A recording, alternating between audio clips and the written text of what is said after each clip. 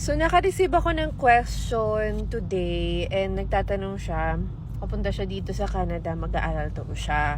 And tinatanong niya sa akin kung ano nga daw yung magandang gawin niya. So, ako, ngayon, alam niyo naman na galing din ako sa student pathway and then basically, yun yung ginagawa natin before, no? Kung magiging honest ako, kung pupunta ka dito as a student, pag-isipan mo siya ng mga 100 times, okay? If talagang gusto nyo nang umalis ng pamilya mo at meron kayong budget, go!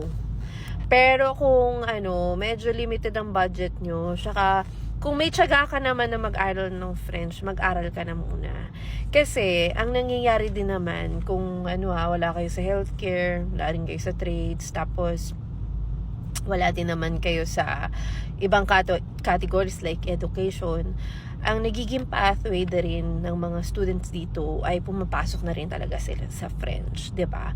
So kung ang ending mo din pala ay mag-aaral ng French, bakit hindi ka na lang mag-aral muna ng French dyan sa Pilipinas, or kung nasa Dubai ka man or nasa Singapore ka, mag-aral ka na lang muna, 'di ba?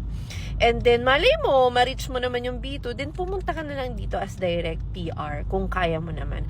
Pero kung talagang push na push ka, na gusto mo talagang mag-aral dito at gusto nyo na makaalis, meron kasi mga tao kasi na wala talaga silang time na mag-aral or gusto na talaga nilang makaalis, then sige, mag-student ka. Basta may budget, okay?